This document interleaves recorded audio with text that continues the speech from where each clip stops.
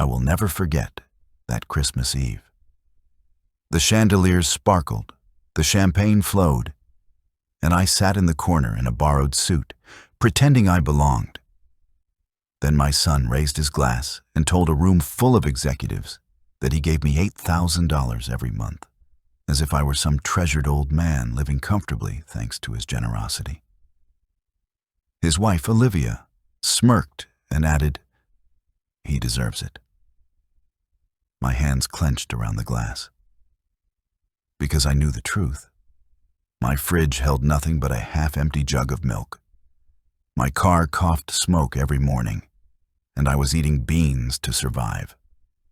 Before we continue, let me ask you, what would you do if your own child lied in public about giving you money while you were struggling to put food on the table? Christmas Eve should have been a night of warmth, but I felt cold the moment I walked into that hall. The chandeliers dripped light across marble floors, waiters glided between tables with champagne, and I sat there in a suit that was not mine. My son Daniel had invited me, though I knew he did it more for the appearance than the company. His wife Olivia moved through the crowd like she owned it, laughing softly into men's ears and pressing her hand on shoulders as if she were bestowing favors. I sat near the back, quiet, small, as if I were an afterthought in a room filled with money. The orchestra struck up a polished tune. Glasses clinked. Then Daniel stood, microphone in hand, his smile the same one that used to melt his teachers when he was a boy. He spoke of gratitude, of family, of legacy. And then he turned toward me. "I give my father $8,000 every month," he announced. His voice filled the room, confident, proud, because a man like him deserves it. Applause rippled. Executives clapped as if generosity were a performance they could admire from their seats. My face burned. Olivia leaned close to a table of donors and said loud enough for half the room to hear, "He should be grateful. Daniel has done more for him than most sons would ever dream."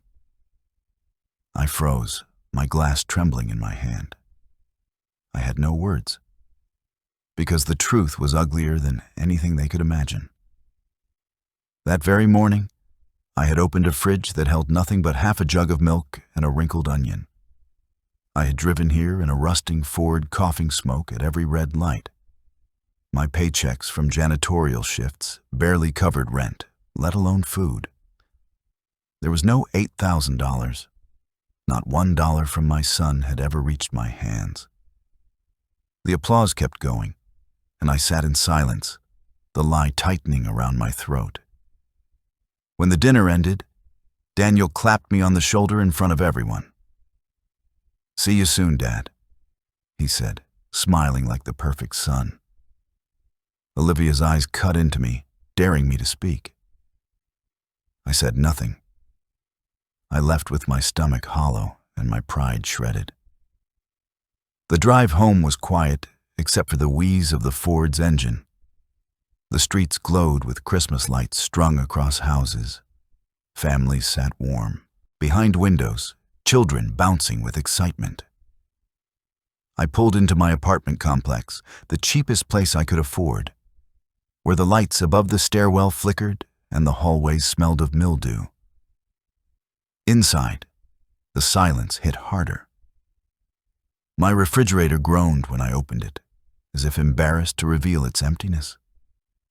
I boiled 2 small potatoes, sprinkled them with salt, and ate slowly. $8,000 a month. The number echoed in my head like an insult. While I scraped plates at night and mopped floors before dawn, my son was spinning fairy tales in tuxedos. I lay in bed staring at the ceiling until morning. Sleep refused to come. The days after Christmas dragged. I went back to work, pushing my mop across endless warehouse floors, bending my back over grocery shelves. People joked about gifts, vacations, and New Year resolutions.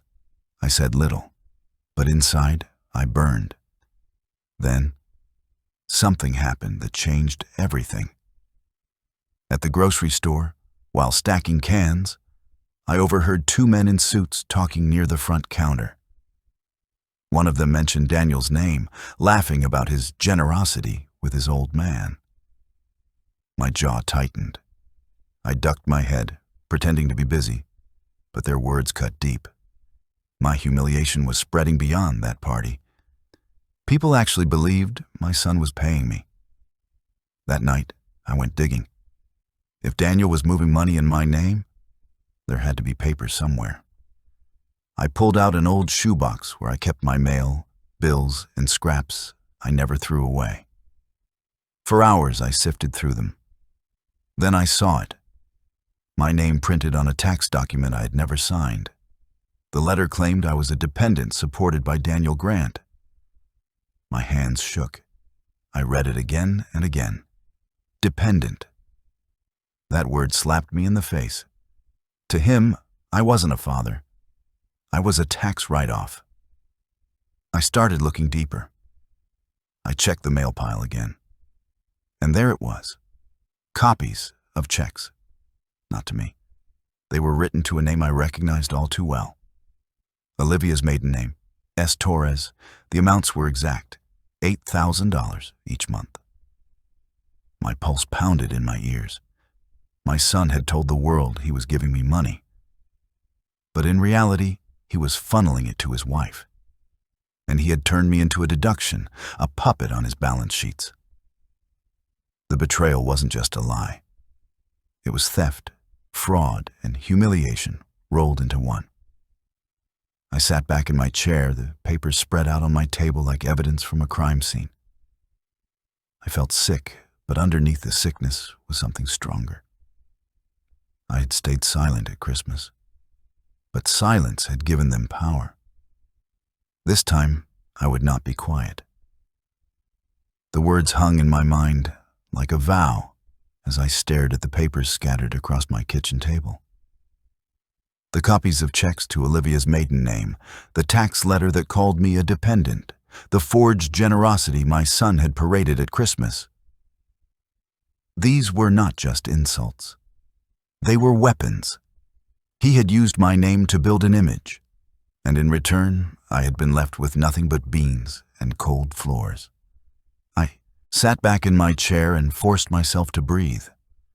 My hands itched to crumple every sheet, to throw them into the trash, to pretend it was all some mistake.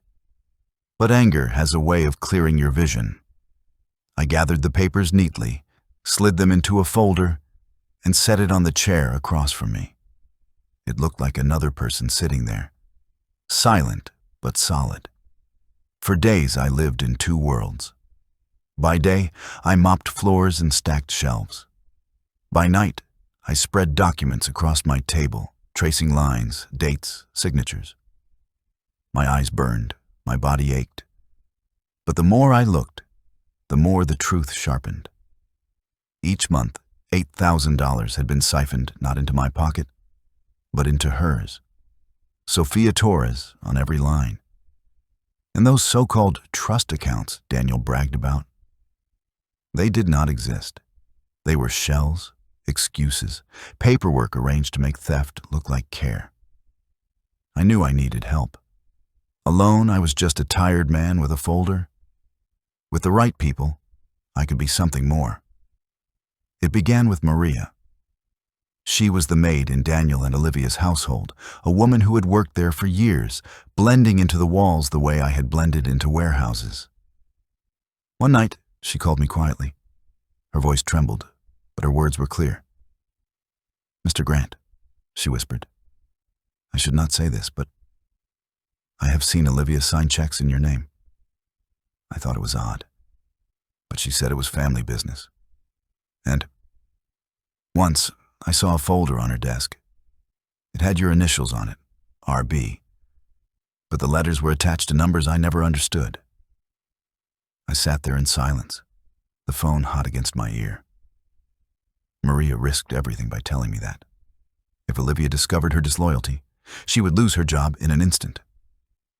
"Maria," I said, my voice low, "what you just told me, It may save my life. A pause, then a soft exhale. Just promise me, you will be careful. They are not who they pretend to be. Next came Alan. He used to work for Daniel back when Daniel's company was just beginning to swell. He had always respected me, even as Daniel grew more distant. Alan found me outside the library one evening. He slipped me an envelope without saying much. Inside were printed emails. I read them under the dull glow of my kitchen lamp, my heart pounding harder with every line. Transfers labeled H support. Invoices rerouted through a holding company. Discussions about a trust called HB, though no such trust existed. And buried in the thread, a chilling line typed by Olivia herself. Keep the parent support number steady. Move actual to S. He will never check. I sat back, bile rising in my throat. They thought I was a fool. They thought I would never notice. They thought silence was permanent. The folder on my table grew heavier each night, not because of the paper, but because of the truth it carried. Maria's whispered warning, Alan's emails, the fake tax letter, the checks to Olivia's maiden name. They formed a chain, link by link, around my son and his wife. But every chain needs a lock. That came in the form of Patricia, a lawyer recommended by a friend at the grocery store. She was sharp, steady, with eyes that measured people the way a carpenter measures wood. When I laid the folder on her desk, she didn't interrupt. She turned each page carefully, her face unreadable. When she finally looked up, her voice was calm but firm. "Mr. Grant," she said, "what you have here isn't just betrayal. It's a crime. Multiple crimes, elder financial abuse, tax fraud, possibly conspiracy." The words hit me like a cold wind. Elder abuse, fraud, conspiracy. Until that moment, I had thought of this as a family disgrace, a humiliation to endure. But Patricia's words gave it weight. This was bigger than shame. It was law. "Do you want to move forward?" she asked. I looked down at my hands, calloused from decades of labor, scarred from machines and shelves. Hands that had carried my son when he was small. Hands that had built his world. "Yes," I said. "I want the truth out. I will not live as a deduction in someone else's story." Patricia nodded. "Then we will build this properly. You will need patience. And courage. Courage." I thought of the Christmas party again. The chandeliers, the applause, Olivia's smirk. I had felt powerless that night, but as Patricia's words sank in, a different feeling rose in my chest. Not fear, not shame. Resolve. The following weeks blurred into a routine of work and preparation. By day, I still scrubbed floors and stocked shelves. By night, I documented everything with Patricia's guidance. Photos, dates, notes, receipts. I began writing down every call, every encounter, every overheard remark. The folder grew, and so did my determination. But silence had its dangers. One evening, as I opened my mailbox, a plain envelope slid out. No return address. Inside was a single piece of paper, written in thick black marker. "Stop digging. Remember your place. Families survive when the weak stay quiet." I stared at the words until the ink blurred. Then I slid the note into a sleeve and added it to my folder. They wanted me afraid. Instead, they gave me more proof. Patricia was right. This was no longer just family. This was criminal. But even as I gathered allies, I knew there was one confrontation I could not avoid. My son had called me once since Christmas. His voice was smooth, practiced, but there was an edge to it. He asked if I was comfortable, if I needed money, if I had enough food in the house. He sounded like a man rehearsing concern. Finally, I asked him straight, "Daniel, why are there checks written to Olivia's maiden name for the exact amount you claim to give me?" Silence. Then, carefully, "Dad, you misunderstand. That's part of a family arrangement. Sophia, Olivia, handles things for efficiency. It's complicated, nothing you need to worry about." But I had worried my entire life. I had balanced ledgers with pennies to keep the lights on.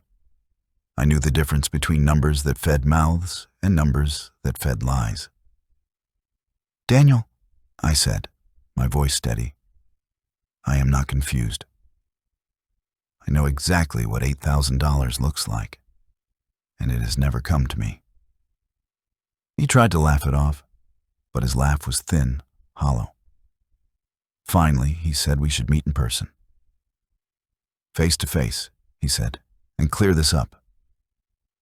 I wrote the date and time in my notebook. When the call ended, I sat in silence, the hum of the fridge the only sound in the room. I could almost see Olivia beside him, whispering excuses into his ear. I knew she was the architect. But Daniel had chosen to stand beside her. That choice cut deeper than any note, any fraud, any lie.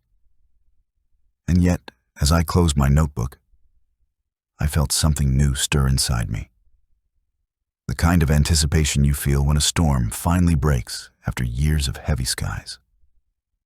The next meeting would not be about silence. It would be about daylight. Those words carried me through the restless nights that followed. Every evening after work, I sat at my kitchen table with the folder in front of me, writing, arranging, documenting. The folder had become more than paper. It was my weapon, my voice, my shield.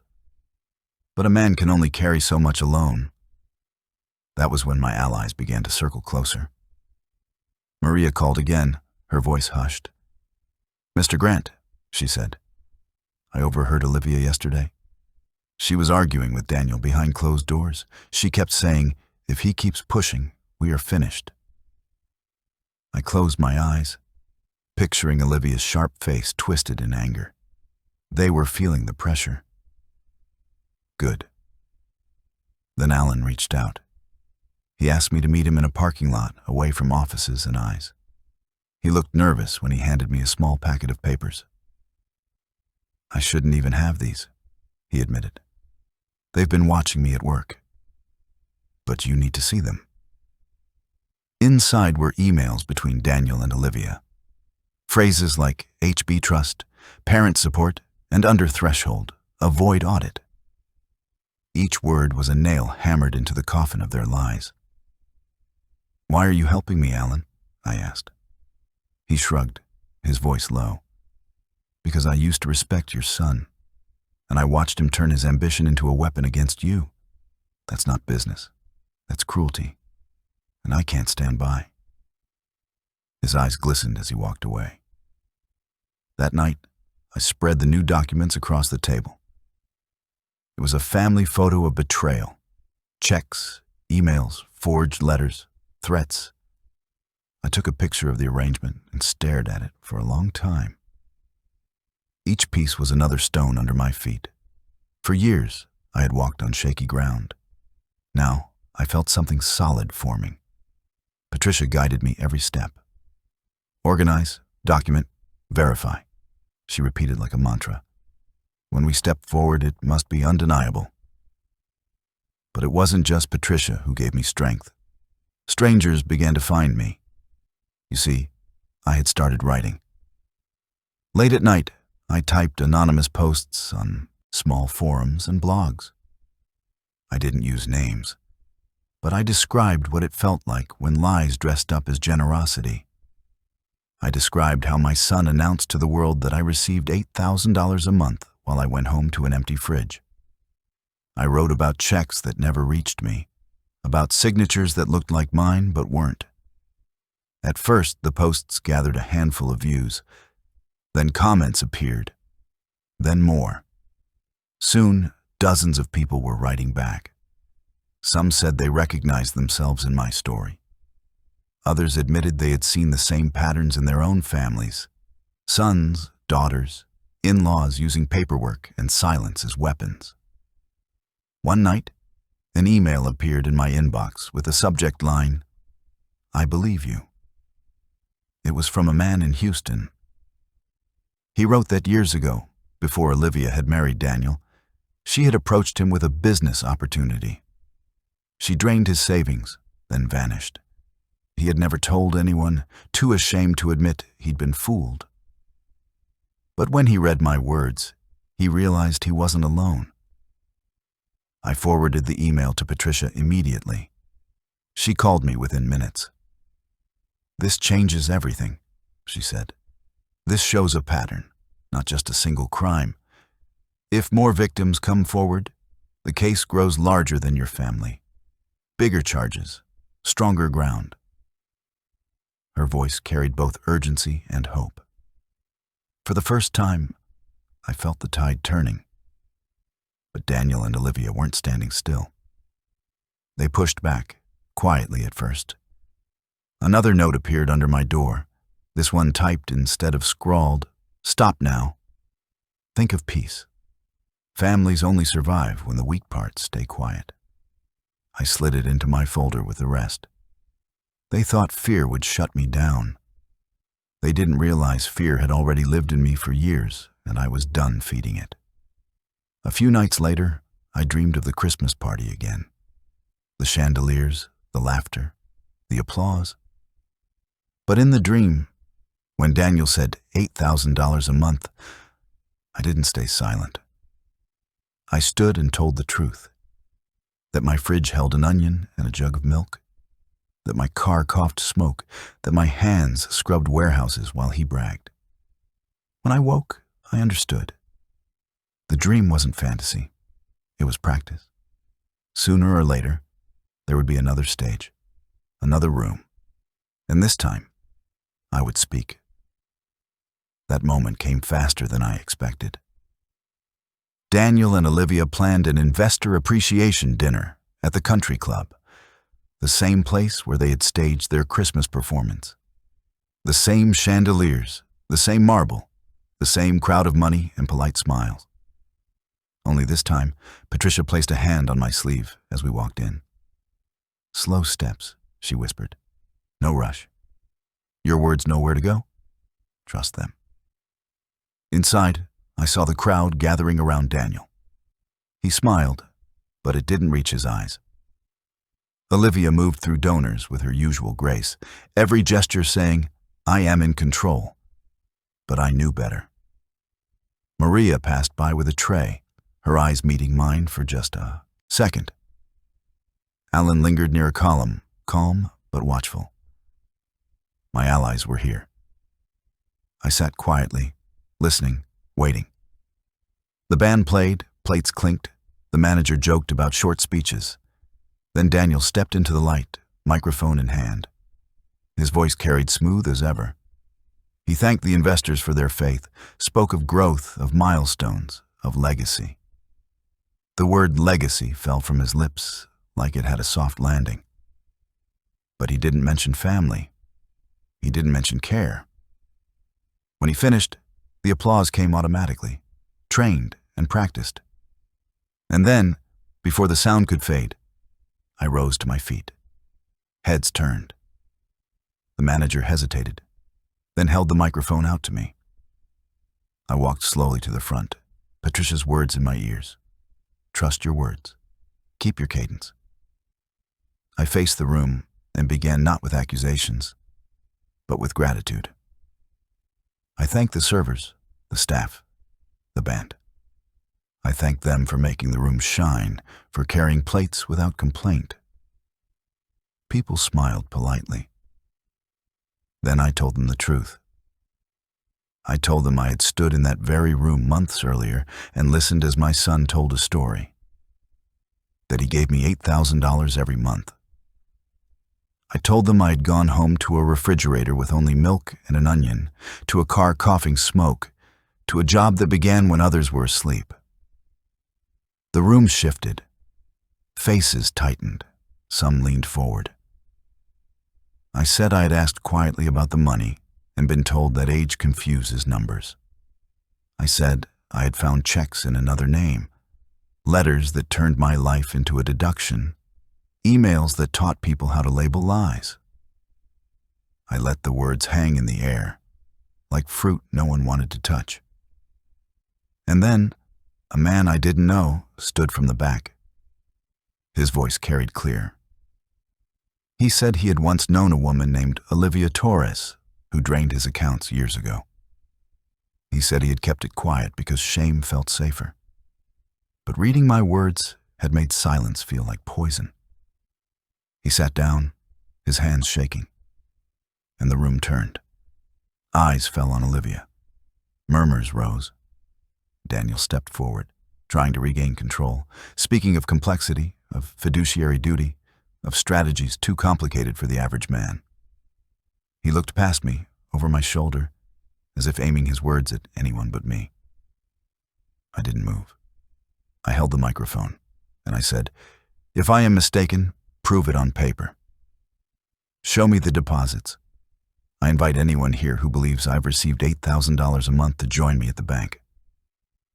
The room fell silent. Phones lit up. Faces bent toward screens. And I knew the silence was no longer mine to carry. The room wasn't clapping anymore. It wasn't smiling either. For a long moment, all I heard was the hum of the chandeliers and the faint shuffle of servers standing still with their trays. Then a voice from the side cut through the quiet. Margaret Walsh, one of the investor's spouses, rose from her chair. Her voice was calm, but sharp enough to slice the room. "Is it true, Daniel? Do you actually give your father $8,000 a month?" The air tightened. Daniel forced a smile. "Of course," he said smoothly. "My father may have confused some details, but the support has always been there." Margaret didn't blink. "Then where is it? Where does the money actually go?" Her question hung above us like a chandelier with a loose chain. Heads turned. Phones came out. And then Richard Hoffman, a longtime client, spoke from another table. "How does a check written to a woman with the initials ST count as support for a man with the initials RG?" I felt the ground shift beneath Daniel's polished shoes. His mouth opened, but before he could find his script, Olivia reached for the microphone. Her tone was syrup, but the poison dripped underneath. "This is not the place," she said smoothly. "Families have seasons. Elders sometimes forget the arrangement details. We should not air confusion in a room meant for celebration." Her words were aimed at my knees, meant to weaken me, to remind everyone that I was an aging man who might be losing track of numbers. But I stood tall. My memory holds every warehouse shift, every can of beans I've eaten, every dollar I've stretched. My bank account holds facts. No season can rearrange that. Margaret's voice came again, sharper this time. "Then show us the facts, Daniel. Show us the paper." The club manager glanced nervously at the sound system, but he didn't cut the microphone. Perhaps even he knew this room had changed. Daniel stepped forward, his jaw tight, his voice rising. "Let us step outside, Dad," he said, teeth gritted. "Let us talk as men." I shook my head. "I have spoken as a man all my life, and you told me to keep my voice small. I am done with small." The words left him pale. Olivia hissed something in his ear, grabbed her purse and snapped, "We're leaving." "This room is sick." They walked out, the doors closing behind them. No one followed. For a long heartbeat, the room didn't breathe. Then people began to move, not toward the bar, not toward dessert, but toward me. They came with questions, with apologies, with offers. A man pressed his business card into my hand. "My firm has a forensic team," he said. "We owe our mothers better than the silence we've kept." A woman from a charity board whispered, "I already drafted an email withdrawing sponsorship from Olivia's boutique venture." Do you need a ride home? That simple offer carried more dignity than all of Daniel's speeches combined. Patricia reached me last, steady as ever. She leaned close. Whatever they try in the dark now, it won't hit the same. The light is up. The DA will move faster after tonight. Outside on the terrace, the air bit cold against my face. I leaned on the railing, and for the first time in years, my hands weren't shaking. Maria slipped out with a tray of coffee cups. She set them down, glanced at me, and whispered, "You did what I couldn't." I turned to her, "You did what I couldn't. You stayed brave when bravery cost rent." We said no more. The quiet said enough. Later, in my apartment, the phone wouldn't stop buzzing. Patricia called to say Jennifer Martinez, an assistant district attorney, had already seen the club videos circulating online. She wanted to move our meeting forward. Alan sent me a message. "You were plain." 3 words that made my chest ache with gratitude. Maria sent me a small heart. Janet, the grocery cashier who'd once slipped me a free loaf of bread, sent a photo of her red glasses with the words, "Proud of you, old man." I set the phone down, tears stinging my eyes. For years, I'd been invisible. Tonight, I was seen. But not everyone who called meant well. At midnight, my phone lit up with an unknown number. Against Patricia's advice, I answered. "Dad." Daniel's voice came through, tight and trembling. "Why are you trying to ruin me? Investors are pulling out. Olivia's been humiliated. Are you happy now?" I swallowed hard. Happy? Number, I'm tired of lies. You put me on a stage and made me a prop. You told the world you gave me $8,000 a month while I boiled potatoes for dinner. His voice rose, desperate. "We could have handled this privately." "You chose the stage first," I said coldly. "I'm only answering you there." The line went silent for a long moment. Then his voice cracked. "You'll regret this." The call ended. I sat in the dark, staring at my folder on the table. For a brief second, I remembered him as a boy chasing a ball in the street, his laughter bouncing between houses. Then I remembered Olivia's smirk at the Christmas party. And I knew the boy was gone. The man had made his choice. The next morning, I woke to see my name in the Dallas Morning News. Elder financial abuse allegations rock local entrepreneur. The article showed my face at the microphone, calm but firm. My humiliation had become headlines. Patricia called with urgency in her voice. "The DA's office wants you in today. Bring the originals. This is moving faster than any of us expected." I dressed slowly, pressed my shirt as flat as I could, and tucked the folder under my arm. My Ford coughed smoke all the way downtown, but it carried me stubbornly to the courthouse steps. The building loomed ahead, like a slab of gray ice against the sky. And inside, I knew the real battle was about to begin. The courthouse smelled of paper, dust, and old secrets. Patricia met me at the entrance, her hand steady on my shoulder.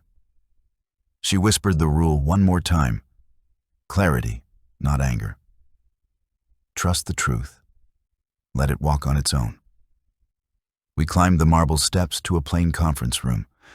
A carafe of water sat on the table, blinds half drawn against the pale morning.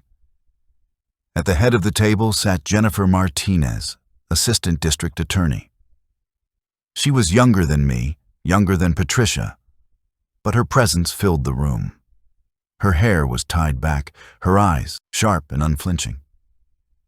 "Mr. Grant," she said, motioning for me to sit. "We're not here for speeches. I need you to tell me, in your own words, what happened. Not documents, not legal jargon, my words." So I told her. I told her about the Christmas party, about Daniel's voice booming through the chandeliers. I give my father $8,000 a month. About the applause that drowned me. About Olivia's smirk as my hands refused to clap. I told her about the cold beans I ate the night before, about my rusting Ford coughing smoke while Daniel raised champagne. I told her about the checks to Sofia Torres, Olivia's maiden name, about the accountant's letter that called me a dependent, about Mariah's courage, Alan's stolen emails, the note under my door telling me to remember my place.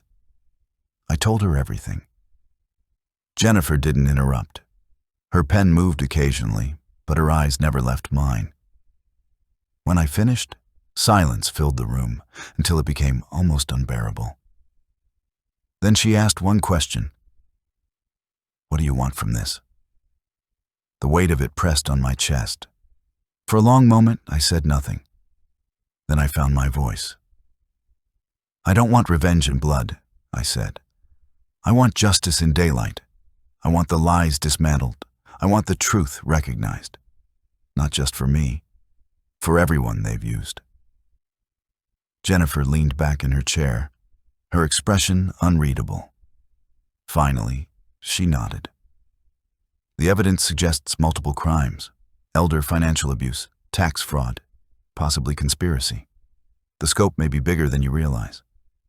Her words cut clean, bigger than I realized. She leaned forward. Cases like this take months, sometimes years. But the pattern is clear. If we move forward, you'll need to testify. Are you willing to put your life under a glass? I swallowed hard. I've already been humiliated once, in front of a room full of applause. I'd rather be humiliated for the truth than stay invisible under lies. Patricia slid my folder across the table. Jennifer opened it carefully, studying the checks, the letters, the transcripts. She paused at the crude notes scrawled in black marker. Her eyes hardened. This isn't just financial manipulation, she said softly. It's intimidation. That matters. When we left the courthouse, Patricia exhaled deeply, as though she'd been holding her breath for hours. She squeezed my shoulder. You did well. Calm carries more weight than rage ever could. I nodded, though my chest felt like a hollow drum. For the first time in years, the fight wasn't mine alone. That evening, the phone rang. Daniel's voice came smooth, practiced, but underneath it trembled. Dad, are you comfortable? Do you have enough food? Are you thinking of me?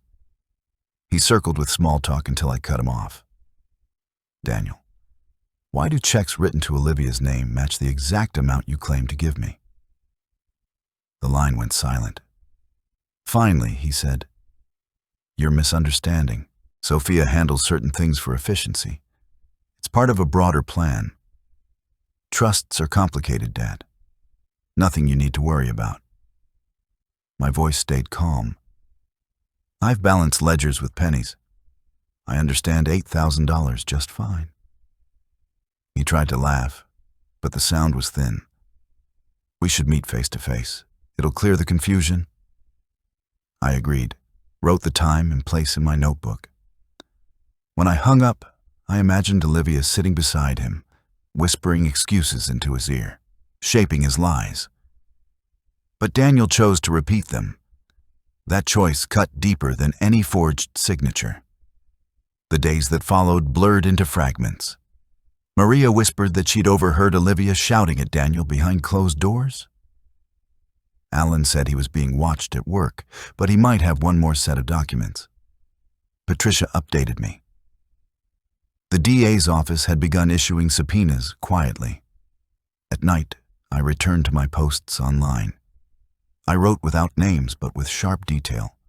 About lies wrapped in champagne, about trust accounts that never sent statements, about silence heavier than any arm around your shoulder. Each post spread further. Each comment thread became a chorus. Then came the twist. An email arrived from a stranger.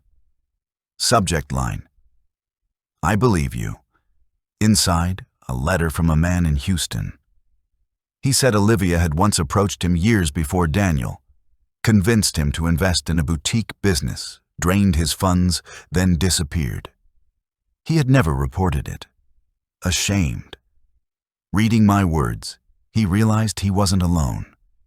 I forwarded the email to Patricia. She called instantly. This widens the net. This shows a pattern. If more victims come forward, the DA has grounds for broader charges. Her words settled heavy in my chest. This was no longer just about me. It was about every person caught in Olivia's web. That night, I dreamed of the Christmas party again. Daniel raised his glass, boasted of generosity. But this time, in my dream, I stood and told the truth. And the room listened. When I woke, I knew. The dream wasn't fantasy. It was rehearsal. The next gathering would be a stage. And this time, the truth would walk in without music. Days later, the phone rang at dawn. Not Daniel this time. Not Olivia. Two men with plain jackets and badges at their belts stood at my door. Behind them, the hallway glowed red and blue. "Good morning, Mr. Grant," the taller one said, handing me a paper. "Search warrants are being executed, not here. At Michael's office, at his house, at the bank that holds the accounts tied to your name. You may get calls. Call your lawyer before you call anyone else." When the door shut, I stood frozen, the paper in my hand trembling slightly. The air felt different. The day had shifted. I filled the kettle, watching the steam fog the window into a white square. I imagined boxes being carried down the driveway that had once refused me a place to park. The kettle whistled, and I realized the battle was no longer waiting. It had arrived. By 8 in the morning, the first photographs were already online. Black SUVs lined up outside Daniel's glass office building, agents carrying out boxes that looked too heavy for paper alone. Patricia called before my coffee cooled. Her voice braided calm with urgency. "They're on site at 3 locations: the office, the house, the bank. Jennifer coordinated all of it. Stay put. Keep your phone on. Eat something if you can." Eat. It sounded like such a small instruction. But I obeyed. I fried an egg, salted it, and sat at the table like a man preparing for labor, not breakfast. The photos kept coming. A blurry clip showed Olivia outside the building, her black coat whipping in the wind as she argued with a man in a suit.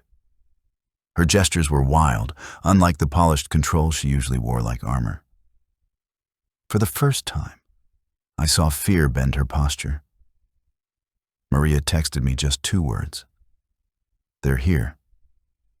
I wanted to respond, but I didn't. The less she wrote, the safer she stayed. By mid-morning, Patricia arrived with a folder so thick it dwarfed mine. She laid it on the table and waited until I nodded before opening it. "Here," she said quietly. Inside were copies pulled from safes and servers I would never see. Checks written to S. Torres lined in neat, damning rows. Transfers from Daniel's company into accounts that led nowhere except Olivia's ventures. Margin notes scrawled by their accountant. Under the threshold, avoid audit. Label as HB Care for Optics. And then, my name. Written in a hand that wasn't mine. A signature authorizing transfers into a trust that didn't exist. I leaned forward. The letters looked close enough at a glance. But I saw the mistake immediately. The last letter in my surname sagged low, flat, lifeless. I always lifted my pen at that stroke. Whoever forged this didn't know the shape my hand had carried for decades. Heat rose into my throat, a shame that didn't belong to me, but lived in my body anyway. Patricia circled the signature. "Forgery," she said. That changes everything, not just theft, identity. That makes banks accountable. That moves us into federal territory. My phone rang before I could answer her. Unknown number. Patricia gave a small nod. I picked up. Dad. Daniel's voice came smooth, too smooth. You've seen the news, haven't you? This is all blown out of proportion. The authorities overreach at the beginning. It'll settle down.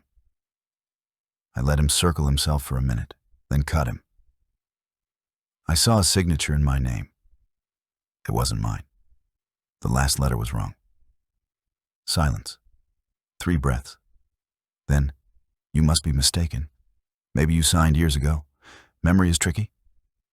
Patricia slid me a note across the table. Ask him where. Ask him when. Ask who notarized it. I followed her instructions, steady as I could. Daniel hesitated, then gave me a date I had never been near that bank, a branch I had never entered, a banker's name I didn't recognize. I wrote it all down. Then his voice softened. Dad. He hadn't called me that in weeks. Dad, please don't let them take everything. You know me. You know I would make this right. I closed my eyes. For a brief moment, I saw him as a boy, kite string in his hand, laughing as he ran across a field. Then the memory fell apart, replaced by his voice, brittle, desperate, lying. You already chose your side, Daniel, I said. He hung up before I could say more. Patricia pressed her palm to my shoulder. Meeting, now. We walked into the DA's office like soldiers reporting for duty. Jennifer looked worn but sharp. She had a stack of fresh papers on her desk and a faint line between her brows. They found it, she said simply. The ledger labeled HB Trust. No real trust exists. Olivia tried to print a fake spreadsheet last night to cover it. We've got the timestamps. We've got the forgery. Then she read aloud a text message pulled from Daniel's phone, her voice flat. Keep the parent support number stable. Move actual to S. He'll never check. The words dropped into the room like stones in water. Each ripple pushed my breath harder against my ribs. And then, the worst one. Jennifer hesitated, then read it anyway. Your dad is finally useful. She kept her eyes on the page because she knew where mine went. Down, away, then back up. What comes next? I asked, my voice hoarse. Grand jury, Jennifer replied. Soon, maybe within weeks, maybe sooner. Federal partners are already watching. This is bigger than Dallas now. Patricia added quietly, noise will get louder. Investors, lawyers, maybe even family friends will come knocking. Don't answer. Don't explain. Don't defend. Just hold steady. That night, steady was hard to find. I returned to my apartment, poured soup into a pan, and let the steam rise like a prayer. I ate slowly, trying to believe Jennifer's calm would hold me upright. But by 9 o'clock, there was another knock at my door. Not the hard rap of badges, a softer rhythm. A voice followed. Mr. Grant, it's Thomas Green, Daniel's mentor. May I have a word? I opened the door to the chain. Thomas Green stood in the hallway, a man who had made millions smiling in boardrooms, his aftershave cutting the air. I've come as a friend, he said smoothly. Things are getting out of hand. If you would sign a statement saying you misremembered the arrangement, investors can breathe again. Daniel can recover. No one needs to be ruined. He slipped a folded paper against the chain. His tone was polite, practiced, confident. I slid the paper back. This door doesn't open to pressure. His smile didn't falter, but his eyes narrowed. I was a son once too. Eggs break when thrown. I met his gaze. Eggs also feed people when cracked on purpose. He didn't laugh. He inclined his head, politician smooth, and walked away. The hallway smelled of his cologne for 5 full minutes after. I called Patricia. She listened in silence, then finally said, "This means Daniel's circle is shrinking. When they send men like him, it's desperation. Tomorrow will be noisier. Stay braced." Sleep came late, jagged. In my dreams, I stood in a field again, kite line humming in my hand. But this time, two winds pulled in opposite directions. I couldn't tell if I was holding the string or if it was holding me. I woke with my hand still curved, empty. The sun bled into my apartment, cutting it into sharp sections, and the phone buzzed on the table. Unknown number. I answered. It was Daniel.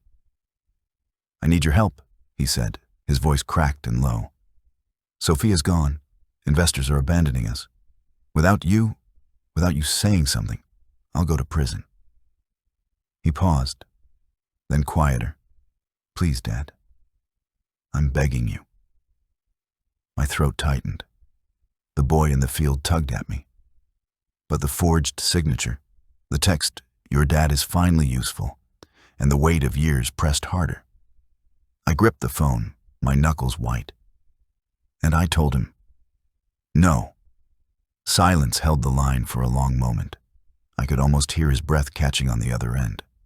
Then his voice cracked, not smooth anymore, not polished for investors, just raw. "Dad, please. Without you, I'm finished. They'll put me in prison. I never meant for it to go this far." I pressed my hand against the table, steadying myself. "Daniel, you forged my name. You drained accounts in my name. You turned me into a tax deduction. Don't tell me you didn't mean it." His words stumbled over each other. "I can fix it. Just say you misunderstood. Say you got confused. One statement and it all goes away. I'll take care of you. Really this time." That old reflex inside me, love, loyalty, rose up like it wanted to open the door. But then Patricia's voice echoed in my head. "Noise eats time. Don't let it eat you." "I won't lie to save your lies," I said quietly. "If you want forgiveness, bring paper. Bring proof. Until then, you're just another man who stole my name." The silence on his end stretched until it felt like it might snap. Then he whispered, "Without you, I'm nothing." My throat tightened, but I forced the words out. That's not mine to carry anymore. The call ended. I wrote the time in my notebook, each digit clear and steady. For once, my hand didn't shake. The next day, Patricia picked me up before dawn. The grand jury would meet. She wanted me nearby, not inside. "Waiting is its own kind of testimony," she said. We sat in a small office 1 floor down from the panel. I could hear muffled voices, doors opening and closing. Witnesses went up. Bankers, accountants, Maria, Alan. Patricia updated me in fragments. "Steady," she said after Maria testified. The room was steady.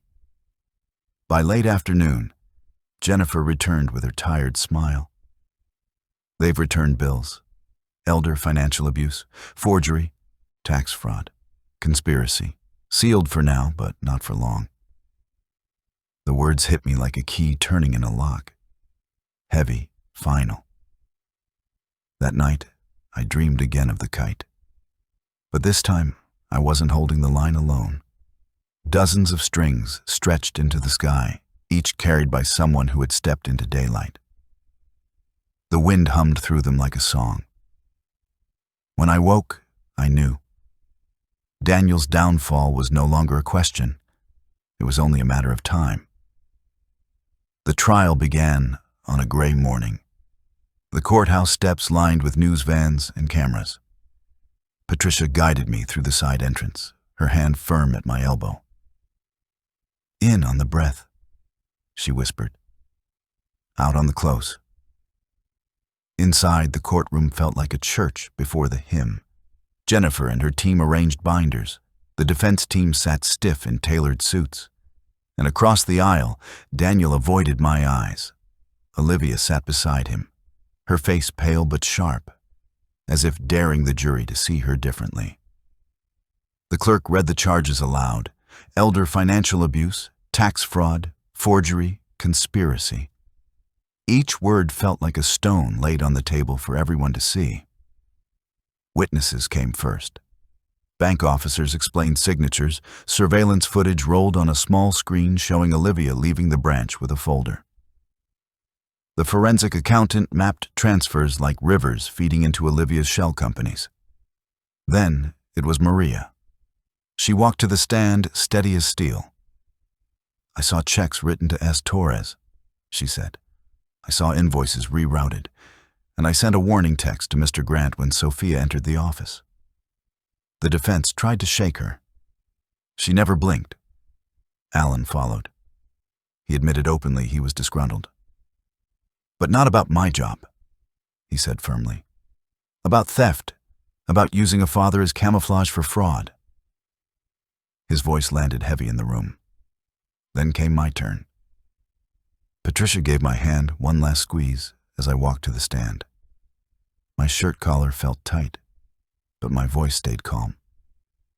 Jennifer asked me to begin not with documents, but with work.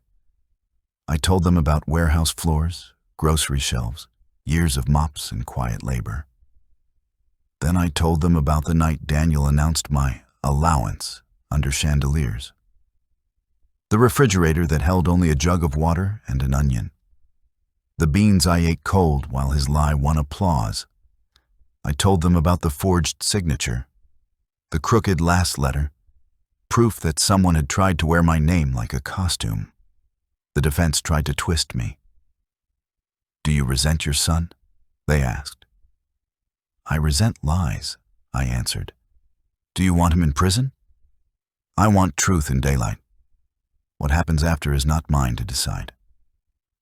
For a moment, the jury leaned forward, listening harder than before. When I stepped down, my legs trembled, but not from fear, from release. Jennifer closed her case with one simple line: "A lie can fill a ballroom, but the bank will still tell you the truth." The defense argued about complexity, confusion, family misunderstandings. But their words felt hollow. The jury left. Hours dragged like years. Then they returned, guilty on every count. I didn't look at Daniel right away. When I finally did, I saw the mask broken, his mouth pressed tight, his shoulders sunk. He didn't meet my eyes. Daniel kept his gaze fixed forward as the verdict echoed through the room. Olivia sat stiff, clutching a tissue in her hand, her face frozen in a mask that no longer fit. The judge thanked the jury. The clerk gathered papers. Reporters shifted like restless birds. Patricia leaned close. "It's done," she whispered. "Now comes sentencing." Sentencing day felt smaller. The cameras still waited outside, but the courtroom itself had a different weight, less performance, more consequence. The judge spoke at length about betrayal, about trust, about the theft of dignity. His words moved slow and heavy like stones lowered into a river. He sentenced Daniel to 18 years. Olivia received longer, the evidence of her planning and pressure undeniable. Their attorneys filed motions, as attorneys always do. The machine of law kept turning, but for me, something stopped. For years I had carried shame like a secret tax. Today, it was no longer mine to hold. Outside, cameras flashed. Reporters shouted questions. Patricia stood in front of me, steady as a wall, and spoke. This case was about more than money. It was about the dignity of elders and the integrity of truth. She guided me through the crowd without a stumble. Later, on the courthouse steps, I spoke briefly. Not for spectacle, for the record. "I loved my son," I said, "but love is not a shield for theft.